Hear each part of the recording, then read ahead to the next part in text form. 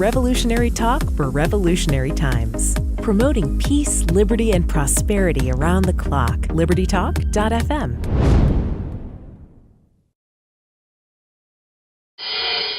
Well, Kentucky Senator Rand Paul has been trying to audit the Federal Reserve for years now. Under President Obama, that was impossible, of course.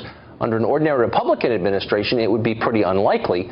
But perhaps he can pull it off under President Trump, who has endorsed the idea. Senator Paul has introduced an Audit the Fed bill into the Senate and is campaigning hard for the Republican majority to pass it while they can. Senator Paul joins us here in Washington. Senator, thanks for coming on. Absolutely. So why would we want to audit the Fed? Why is this of concern to the average person who's not a banker? I think an easier question is why wouldn't we want to audit the Fed? Right. I mean, it's about transparency. It's about knowing what your government does. The Constitution gives the power to Congress to mint and coin money. We sort of transferred that power to the Federal Reserve in 1913. But I think we ought to know what they're doing. The dollar's lost 96% of its purchasing power. What does that mean? Your prices have gone up every year. What was once worth $1, is now takes $24 to buy what was once worth $1. And that's the result of policies made at the Federal Reserve. Absolutely. They print up the money, but it's sort of a codependency. And this is a dirty little secret. You need to have a Federal Reserve if you're going to have a $20 trillion debt. Why? They buy your debt. But they buy your debt by printing up money. So you can't have an enormous debt if you don't have a Federal Reserve printing up the money. But there are ramifications, and the ramifications are higher prices.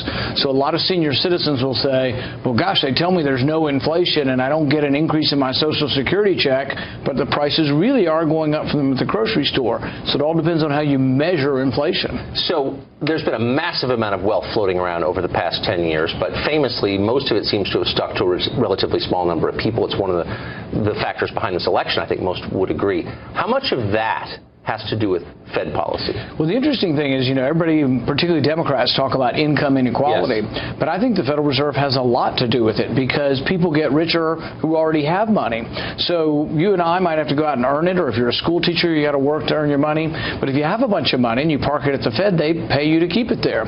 So we actually use taxpayer money to pay people just to have it sitting at the Federal Reserve. What does the average person get out of the Fed's policy? Well, you could say they get to the government borrows an enormous amount of money, so we get stuff we don't pay for, but we also get something that we don't want, and that is the recessions and the depressions that come about. There have been more recessions and depressions, bad things, since we got the Fed than there were before the Fed. And they gave us the Fed. They said, we're going to have less depression. Well, the Great Depression came right after the Fed, and all of the downturns we've had have been with the Fed in existence. To be fair, it's been 100 years, though. I mean, it's a long time. Well, yeah, but a lot of downturns have happened. If you want to look at the most recent one, the crisis where the banking system was teetering on the brink in 2008, that was caused because the Federal Reserve kept the interest rates low and people kept building houses. Instead, what should happen, if a bunch of people are building houses and you and I go out and we're all buying houses, the price of money, the interest rate should go up, and then the economy will slow down as the interest rates go. But what happens if the Federal Reserve keeps the interest rates low permanently? Then what happens is you get a boom, and people are building houses like crazy, but they build too many houses because no one told them to stop building. Why did the Federal Reserve keep the interest rates low? To pay for a $20 trillion debt. If interest rates were to go back where they were historically, 5% or even 7%, the government can't pay for their debt. So Janet Yellen, who runs the Fed, is against this. She said auditing the Fed would politicize monetary policy. Leaving aside the question of why that's bad, I mean, shouldn't elected representatives have a role in our economy? It seems pretty political to me already. Do you think it is? Well, it makes me so mad that I introduced further legislation to make it illegal for the Federal Reserve to lobby us. We pay them. We appointed them, and we're supposed to oversee them, and they're lobbying against transparency. They're lobbying against our oversight. It's insulting. The main lobby against auditing the Fed is the Fed. And who else? I mean, you don't have majority support in the Senate for this. Actually, no, that's not true. We had 53 votes for it. We had 51 Republicans and 2 Democrats voted for it.